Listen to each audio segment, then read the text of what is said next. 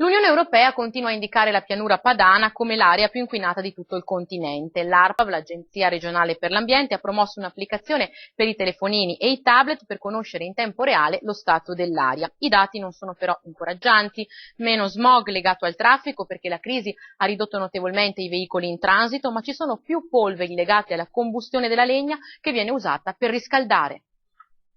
Entri nel link dell'ARPAV, scarichi l'app e puoi controllare in tempo reale gratuitamente la qualità dell'aria da ogni località del Veneto. Basta possedere un computer, un tablet o uno smartphone. Per vedere in qualsiasi momento quelli che sono i dati dell'aria nel Veneto per quanto riguarda PM10 e ozono. Quindi basterà scaricare gratuitamente l'app ARPAV per quanto riguarda la qualità dell'aria per poter vedere nella nostra regione quello che è appunto l'andamento del PM10 ed ozono.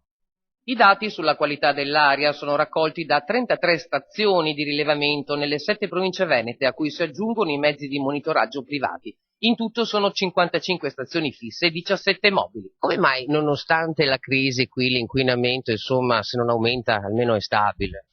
Il problema è anche questo, che con la crisi si stanno riscoprendo dei sistemi di riscaldamento più economici, ma che hanno un impatto sull'ambiente molto notevole, come appunto legna e anche biomasse. E come è successo per le auto, dobbiamo fare un passaggio tecnologico.